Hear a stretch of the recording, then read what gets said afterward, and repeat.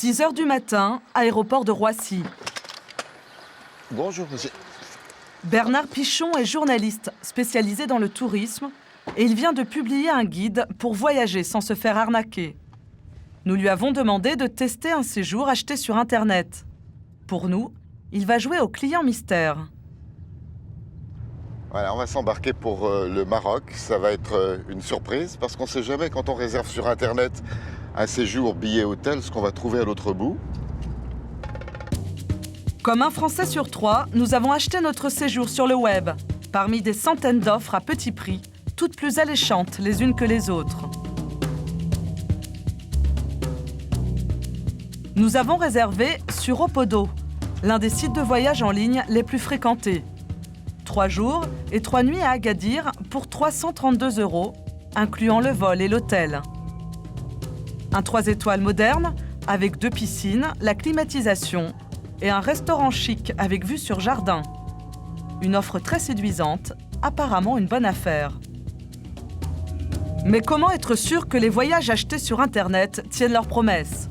Que se cache-t-il derrière les photos séduisantes des sites de voyage ? Comment éviter les mauvaises surprises ?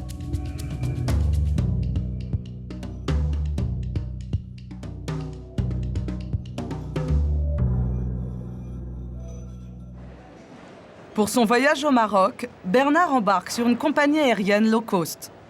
Une compagnie qui vend des billets sur Internet à petit prix. Mais il y a des contreparties. Pour que l'embarquement soit plus rapide, les voyageurs n'ont pas de place attitrée dans l'avion. Alors, pour trouver le bon siège, il faut parfois jouer des coudes. Surtout quand on arrive parmi les derniers. Dans les vols à bas tarif, il n'y a pas de place numérotée. Donc il vaut mieux être dans les premiers pour pouvoir choisir. Là, je suis arrivé un peu tard. En général, j'arrive toujours à trouver une place devant et j'ai l'impression d'être en business. Et sur cette compagnie low cost, pas de repas gratuit. Pour déjeuner, il faut payer 5 € pour un sandwich ou 3 € pour un café. Donc tous les repas sont payants, n'est-ce pas ? D'accord. Bien sûr, bien sûr, bien sûr. Mais c'est dit, hein, quand vous prenez votre billet sur Internet, c'est dit que tout le service est payant à bord. C'est pas ce que ça dit. Arrivé à Agadir, au sud du Maroc. À une demi-heure de l'aéroport, l'hôtel réservé par Bernard, situé selon le descriptif en plein quartier touristique. Il y a beaucoup de béton là autour, un petit peu de verdure quand même, mais c'est pas vraiment l'image idéale d'un Maroc balnéaire tel qu'on peut l'avoir sur les beaux catalogues. À l'intérieur, 2 piscines, des murs blancs, mais le site internet avait omis un sérieux détail. J'avais rêvé un joli jardin marocain. Voilà ce que je vois. Je trouve qu'il y a un certain décalage entre l'image proposée et la réalité du paysage. Sa chambre est située au rez-de-chaussée, avec vue plongeante sur la route. La porte de ma chambre. Alors attention, tagadam, surprise. La première impression, c'est, disons, basique. C'est le sauna, hein. Le programme annonçait air climatisé. Alors, où est la clim ?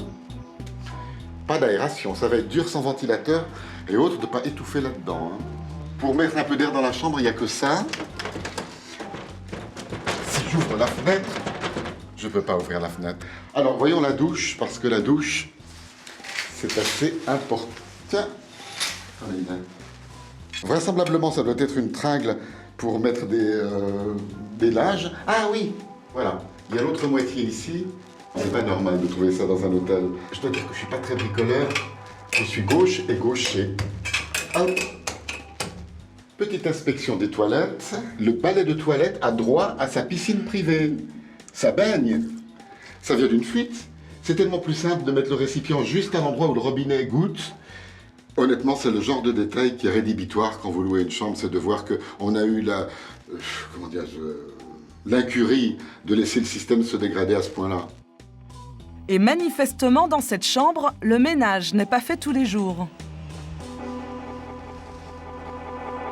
Pareil.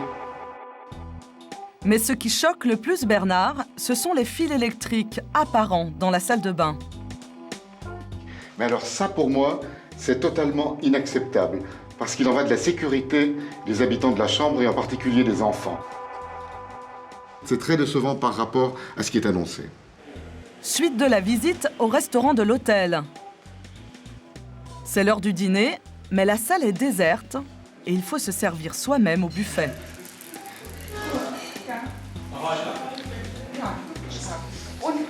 Impression visuelle, colorée, mais très bas de gamme pour les aliments, c'est-à-dire ces carottes, couscous, spaghettis ou pommes de terre. C'est tout à l'économie. On va goûter alors. Il n'y a pas de plaisir. Et pour le dessert, il n'y aura pas de meilleure surprise. Alors voilà le choix des desserts. Vous avez le choix entre pastèque ou pastèque. J'ai vu beaucoup de choses quand même, mais quelque chose d'aussi miteux que ça, franchement, c'est se foutre de la gueule du monde. Pour ce repas, non compris dans le séjour, la note sera salée, 15 € par personne. C'est de l'arnaque. Ça vaudrait 3-4 €, pour être honnête. Quant à la situation de l'hôtel, les informations fournies par le site internet semblent erronées. Selon le descriptif, l'établissement se trouve à proximité de la plage. Pourtant, pas de vagues à l'horizon. Bernard devra marcher un bon moment avant d'apercevoir le sable. L'hôtel au bord de la plage avec encore un carrefour à traverser.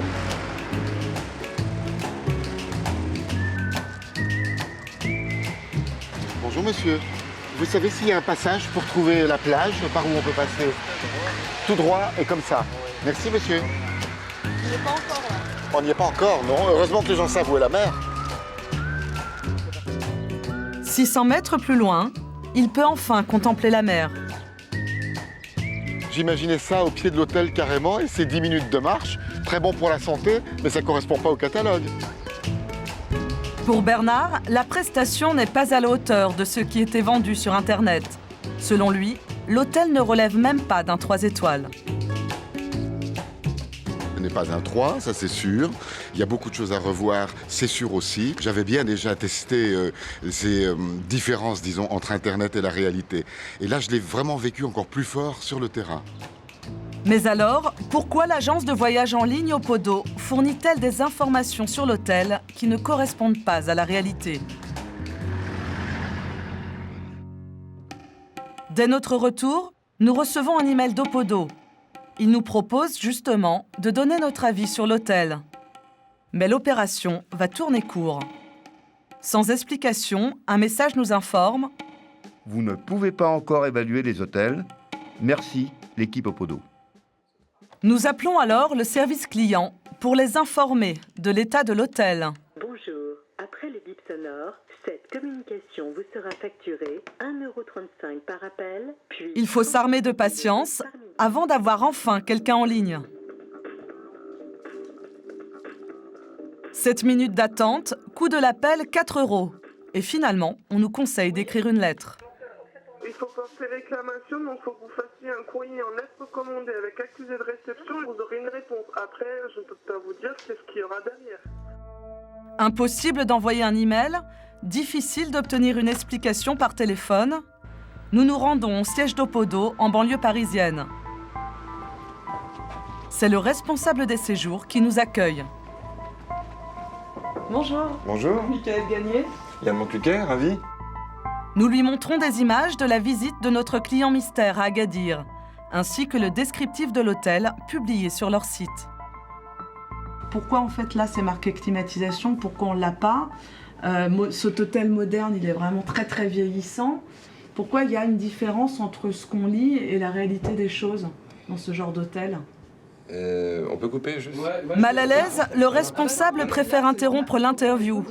Et c'est l'attaché de presse présent dans la salle qui prend le relais. On peut répondre sur le fait qu'il y ait des hôtels effectués. Enfin, vous imaginez bien que sur un catalogue de 50 000 hôtels dans le monde, on ne visite pas 50 000 hôtels. On Mais c'est ça qu'il faut justement. Non, mais on va vous répondre. Je ne veux pas vous laisser. Le but, c'est pas de faire de la langue de bois. Vu la quantité que nous vendons, vu le nombre que nous sommes, je dirais, dans notre équipe produit, il est évident, surtout sur le Maroc, où je ne sais pas combien on peut trouver d'hôtels sur les différentes villes, mais il nous est impossible d'aller visiter peut-être l'hôtel de 15 ou 20 chambres qui est présent sur la 10e ou 12e page de notre site.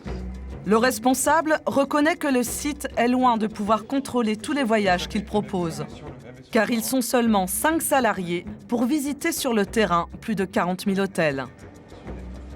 Mais alors, peut-on vraiment dénicher les bons plans sur Internet ? Nous allons constater que décrocher un séjour à prix bradé peut être compliqué. Démonstration en ligne. Sur ce site, nous cliquons sur l'une des promotions de la page d'accueil. Une semaine à Majorque, en Espagne, pour 292 € par personne. Avec un départ le 18 juin. Mais étonnamment, impossible de réserver à cette date. Le voyage n'est plus disponible. Nous vous proposons la date du 2 juillet. Mais le prix proposé à cette date est 2 fois plus élevé que celui annoncé. Pour 2 personnes, c'est 1 153 € au lieu de 684. Et ce genre de mauvaises surprises, on peut les rencontrer sur de nombreux sites. Nous nous rendons chez GoVoyage, un site qui affiche parfois lui aussi des offres promotionnelles qui ne sont plus valables. Nadia von Kleven dirige le département des séjours. Nous lui indiquons cette annonce des vacances en Turquie, indisponibles depuis plusieurs heures, mais toujours en ligne. C'est toujours en offre d'appel, donc on croit que ça existe, mais là en tout cas c'est pas le cas. Là on croit que ça existe, on va dire qu'elle existe au départ de Lyon. Non, celle-ci n'existe plus, elle a existé et le stock a été épuisé. Mais pourquoi c'est toujours quand même en offre d'appel, ça n'existe plus ? Là, je pense que la machine a dû enregistrer, ce produit a dû être épuisé dans les heures qui ont précédé. Et c'est juste le rafraîchissement automatique qui se fait que toutes les 2-3 heures. Ces appels d'offres, ça peut être aussi un peu de la poudre aux yeux pour les gens. L'idée, c'est qu'il y a des gens qui aient envie, qui soient attirés, qui prennent même autre chose, la même chose un peu plus cher. Après, si le client achète autre chose parce qu'il a trouvé son bonheur ailleurs, à d'autres conditions tarifaires, que ce soit moins cher ou plus cher, là, honnêtement, on respecte le choix du client. Problème technique ou fausse promesse pour attirer les clients, une chose est sûre, ces promotions très attrayantes sont en réalité peu nombreuses. Comme toutes les offres promotionnelles, elles sont effectivement sur un stock limité et forcément une durée. Ensuite, le produit existera, mais à d'autres conditions tarifaires. Il peut y avoir combien de places ? De toute manière, ce sera forcément sur un minimum de 15% du stock disponible. 15%. En fait, sur 100 séjours vendus sur le site, seuls 15 seront vraiment de bonnes affaires. Tous ces sites de voyage sont aujourd'hui très surveillés. L'année dernière, la répression des fraudes en a épinglé 87 pour publicité mensongère. Mais il existe un site qui va encore plus loin pour attirer les voyageurs et leur soutirer beaucoup d'argent. Annie, 62 ans, est l'une de ces victimes. Il y a encore quelques mois, cette retraitée ne rêvait que d'une chose, voyager. Elle accepte alors de devenir membre privilégié d'un site internet, Club Classe Concierge, qui lui promet des offres exceptionnelles dans les plus beaux hôtels du monde entier. Annie paie 7 000 €, un droit d'entrée pour faire partie de ce cercle soi-disant très fermé. Ça fait rêver parce que quand vous voyez les photos, c'est alléchant. Oui, quand même. Regardez le luxe. Tout ce luxe, Annie y a cru, mais elle va très vite déchanter. J'ai vu des vols où il fallait aller chercher l'avion en Angleterre. Donc les prix étaient moins chers, mais il fallait prendre l'avion en Angleterre. Et ces voyages proposés par le site sont loin d'être les moins chers du marché. Club Classe Concierge propose un hôtel 5 étoiles Melia Barcelone, 3 nuits en chambre double, dès 400 €. Et le même hôtel Melia Barcelone 5 étoiles, par un autre site, me propose 195 € par personne. Ça ne valait pas le coup de payer 7 000 €. Je suis tombée sur des escrocs qui sont très malins. Pour convaincre Annie de payer les 7 000 € d'adhésion, Le site a employé une méthode surprenante. Tout a commencé par une bonne nouvelle. J'ai reçu un coup de téléphone me disant « Vous avez gagné un voyage à Marrakech pour 2 personnes. » Donc moi j'étais très contente. Mais cette semaine de vacances gratuites n'était qu'un prétexte pour la faire venir au Maroc. Là-bas, tout était organisé pour lui faire payer l'adhésion au prix fort. Nous partons pour Marrakech. C'est dans cette ville qu'Annie avait été prise en main par des commerciaux du site internet. Ce sont eux qui l'avaient convaincue de débourser les 7 000 €. Ces commerciaux, nous les retrouvons un peu partout dans la ville. Ils accostent régulièrement les touristes. Nous nous faisons passer pour un couple en vacances, la proie idéale. Et en quelques minutes, ils viennent nous interpeller. On peut faire une petite enquête? Nous filmons en caméra cachée. Mariée? Oui. Donc vous voyagez un peu dans le Maghreb ou... Ah, partout? Ah, partout. C'est bien. Et ça, c'est des Maroc promotions. Vous offre, c'est des petits cadeaux pour vous.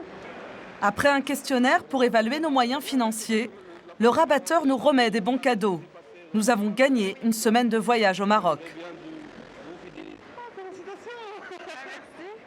C'est gratuit, hein, sincèrement, c'est pas une blague. Hein. Là, vous vous rendrez à l'agence, il y a un huissier qui va vous le valider, le cadeau, et un petit jeune qui va vous expliquer ce que vous avez gagné. C'est un jeune étudiant, pareil, qui vous explique. L'homme nous emmène ensuite jusqu'à un bureau. Selon lui, une agence de voyage. Dans l'immeuble, aucun nom de société n'apparaît. Il est seulement écrit « Voyage » sur le panneau d'entrée. Bonjour. L'homme qui nous accueille oublie très vite le cadeau que l'on a gagné. Il veut avant tout nous parler des produits qu'il vend. Je suis aujourd'hui pour vous expliquer comment voyager avec une formule peut-être plus pratique, plus souple et plus économique. On vous donne accès aussi à 2 sites internet gratuits et privés bien sûr, avec des codes d'accès et des mots de passe.